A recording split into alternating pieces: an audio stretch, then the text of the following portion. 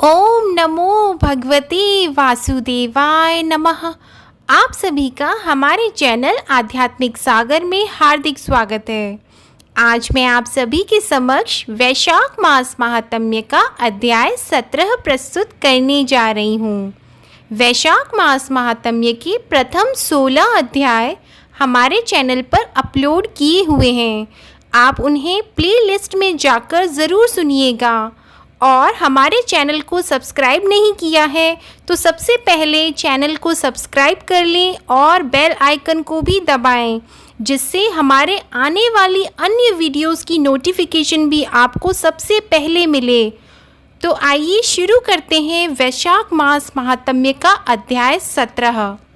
इस अध्याय में वैशाख मास के महात्म्य श्रवण से एक सर्प का उद्धार और वैशाख धर्म के पालन तथा राम नाम जप से व्याध का वाल्मीकि होने का वर्णन है। श्रुतदेव जी कहते हैं, तदंतर व्याध सहित शंख मुनि ने विस्मित होकर उस अजगर सर्प से पूछा, तुम कौन हो और तुम्हें यह दशा कैसे प्राप्त हुई थी? सर्प ने कहा, पूर्व जन्म में मैं प्रयाग का एक ब्राह्मण था। मेरे पिता का नाम कुशीद मुनि और मेरा नाम रोचन था। मैं धनाढ्य अनेक पुत्रों का पिता और सदैव अभिमान से दूषित था। बैठे बैठे बहुत बकवाद किया करता था। बैठना, सोना, नींद लेना, जुआ खेलना, लोगों की बातें करना और सूद लेना, यही मेरे व्यापार थे। मैं लोक निंदा से डरकर नाम मात्र के शुभ कर्म करता था, सो भी दंभ के साथ। उन कर्मों में मेरी श्रद्धा नहीं थी। इस प्रकार मुझ दुष्ट और दुर्बुद्धि के कितने ही वर्ष बीत गए। तदंतर इसी वैशाख मास में जयंत नामक ब्राह्मण प्रयाग क्षेत्र में निवास करने वाले पुण्यात्मा द्विजों को वैशाख मास के धर्म सुनाने लगे। स्त्री, पुरुष, क्षत्रिय, वैश्य और शूद्र सहस्त्रों श्रोता प्रातःकाल स्नान करके अविनाशी भगवान विष्णु की पूजा के पश्चात प्रतिदिन जयंत की कही हुई कथा सुनते थे। वे सभी पवित्र एवं मौन होकर उस भगवत कथा में अनुरक्त रहते थे। एक दिन मैं भी कौतूहलवश देखने की इच्छा से श्रोताओं की उस मंडली में जा बैठा। मेरे मस्तक पर पगड़ी बंधी थी, इसीलिए मैंने नमस्कार तक नहीं किया और संसारी वार्तालाप में अनुरक्त हो कथा में विघ्न डालने लगा। कभी मैं कपड़े फैलाता, कभी किसी की निंदा करता और कभी जोर से हंस पड़ता था।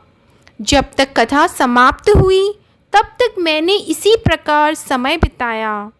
तत्पश्चात दूसरे दिन सन्निपात रोग से मेरी मृत्यु हो गई। मैं तपाए हुए शीश के जल से भरे हुए हलाहल नरक में डाल दिया गया और 14 मनवंतरों तक वहाँ यातना भोगता रहा। उसके बाद 84 लाख योनियों में क्रमशः जन्म लेता और मरता हुआ मैं इस समय क्रूर तमोगुणी सर्प होकर इस वृक्ष के खोखले में निवास करता था। मुने, सौभाग्यवश आपके मुखारविंद से निकली हुई अमृतमयी कथा को मैंने अपने दोनों नेत्रों से सुना, जिससे तत्काल मेरे सारे पाप नष्ट हो गए। मुनि श्रेष्ठ, मैं नहीं जानता कि आप किस जन्म के मेरे बंधु हैं, क्योंकि मैंने कभी किसी का उपकार नहीं किया है, तो भी मुझ पर आपकी कृपा हुई। जिनका चित्त समान है, जो सब प्राणियों पर दया करने वाले साधु पुरुष हैं, उनमें परोपकार की स्वाभाविक प्रवृत्ति होती है। उनकी कभी किसी के प्रति विपरीत बुद्धि नहीं होती। आज आप मुझ पर कृपा कीजिए, जिससे मेरी बुद्धि धर्म में लगे। देवाधिदेव भगवान विष्णु की मुझे कभी विस्मृति न हो और साधु चरित्र वाले महापुरुषों का सदा ही संग प्राप्त हो। जो लोग मद से अंधे हो रहे हों, उनके लिए एकमात्र दरिद्रता ही उत्तम अंजन है। इस प्रकार नाना भांति से स्तुति करके रोचन ने बार बार शंख को प्रणाम किया और हाथ जोड़कर चुपचाप उनके आगे खड़ा हो गया। तब शंख ने कहा, ब्राह्मण, तुमने वैशाख मास और भगवान विष्णु का महात्म्य सुना है। इससे उसी क्षण तुम्हारा सारा बंधन नष्ट हो गया।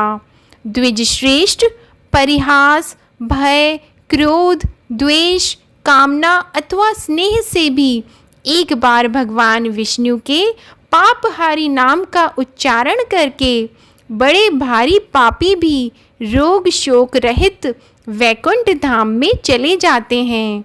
फिर जो श्रद्धा से युक्त हो, क्रोध और इंद्रियों को जीत कर सबके प्रति दया भाव रखते हुए भगवान की कथा सुनते हैं, वे उनके लोक में जाते हैं। इस विषय में तो कहना ही क्या है।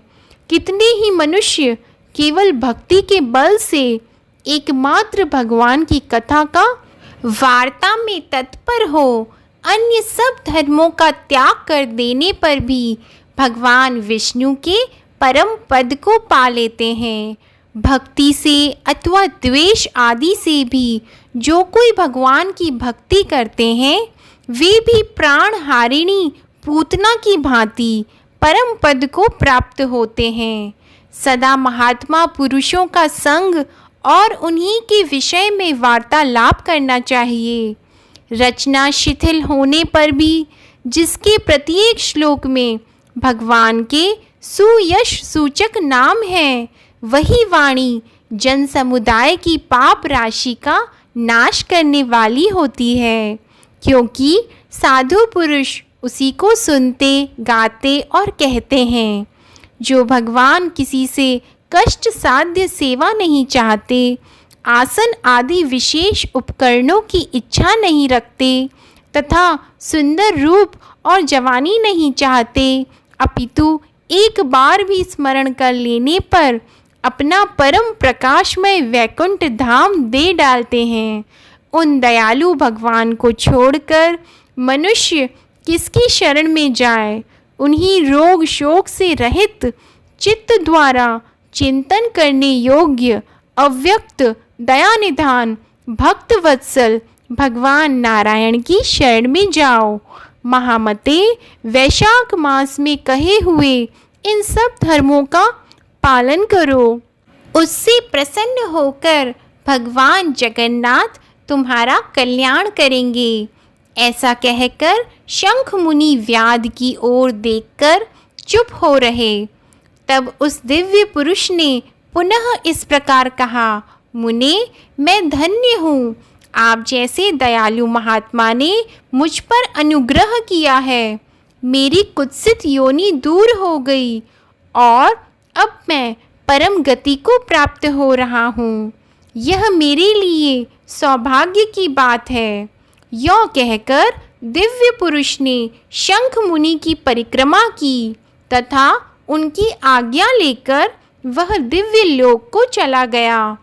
तदंतर संध्या हो गई। व्याध ने शंख को अपनी सेवा संतुष्ट किया और उन्होंने सायंकाल की संध्या उपासना करके शेष रात्रि व्यतीत की। भगवान के लीला अवतारों की कथा वार्ता द्वारा रात व्यतीत करके शंख मुनि ब्रह्म मुहूर्त में उठे और दोनों पैर धोकर मौन भाव से तारक ब्रह्मा का ध्यान करने लगे। तत्पश्चात शौच आदि क्रिया से निवृत्त होकर वैशाख मास में सूर्योदय से पहले स्नान किया और संध्या तर्पण आदि सब कर्म समाप्त करके उन्होंने हर्षयुक्त हृदय से व्याध को बुलाकर उसे राम, इस 2 अक्षर वाले राम का उपदेश दिया, जो वेद से भी अधिक शुभकारक है। उपदेश देकर इस प्रकार कहा, भगवान विष्णु का एक एक नाम भी संपूर्ण वेदों से अधिक महत्वशाली माना गया है। ऐसे अनंत नामों से अधिक है भगवान विष्णु का सहस्त्र नाम। उस सहस्त्र नाम के समान राम नाम माना गया है। इसलिए व्याध, तुम निरंतर राम नाम का जप करो और मृत्यु पर्यंत मेरे बताए हुए धर्मों का पालन करते रहो। इस धर्म के प्रभाव से तुम्हारा वाल्मीकि में दूसरा जन्म होगा और तुम इस धरती पर वाल्मीकि ऋषि के नाम से प्रसिद्ध होगे। व्याध को ऐसा आदेश देकर मुनिवर शंख ने दक्षिण दिशा को प्रस्थान किया। व्याध ने भी शंख मुनि की परिक्रमा करके बार बार उनके चरणों में प्रणाम किया और जब तक वे दिखाई दिए तब तक उन्हीं की ओर देखता रहा। फिर उसने अति योग्य वैशाख उक्त धर्मों का पालन किया। जंगली कैथ, कटहल, जामुन और आम आदि के फलों से राह चलने वाले थके मांदे पथिकों को वह भोजन कराता था। जूता, चंदन, छाता, पंखा आदि के द्वारा तथा बालू के बिछावन और छाया आदि की व्यवस्था से पथिकों के परिश्रम और पसीने का निवारण करता था। प्रातःकाल स्नान करके दिन रात राम नाम का जप करता था। इस प्रकार धर्म अनुष्ठान करके वह दूसरे जन्म में वाल्मीकि का पुत्र हुआ। उस समय वह महायशस्वी वाल्मीकि के नाम से विख्यात हुआ। उन्हीं वाल्मीकि जी ने अपनी मनोहर प्रबंध रचना द्वारा संसार में दिव्य राम कथा को प्रकाशित किया, जो समस्त कर्म बंधनों का उच्छेद करने वाली है। मिथिलापते, देखो वैशाख का महात्म्य कैसा ऐश्वर्य प्रदान करने वाला है, जिससे एक व्याध भी परम दुर्लभ ऋषि भाव को प्राप्त हो गया। यह रोमांचकारी उपाख्यान सब पापों का नाश करने वाला है। जो इसे सुनता और सुनाता है वह मोक्ष को प्राप्त होता है। जय श्री कृष्णा। ओम नमो भगवते वासुदेवाय नमः। आज की कथा समाप्त हुई। आप सभी पर भगवान विष्णु और माता लक्ष्मी की कृपा सदा बनी रहे। उम्मीद है आपको वीडियो पसंद आया होगा। पसंद आए तो वीडियो को लाइक ज़रूर करें, शेयर करें और चैनल को सब्सक्राइब करें। कमेंट सेक्शन में ओम नमो भगवते वासुदेवाय नमः लिखना ना भूलें। अन्य कथाएं सुनने के लिए हमारे चैनल आध्यात्मिक सागर को सब्सक्राइब करें और बेल आइकन भी दबाएं। धन्यवाद।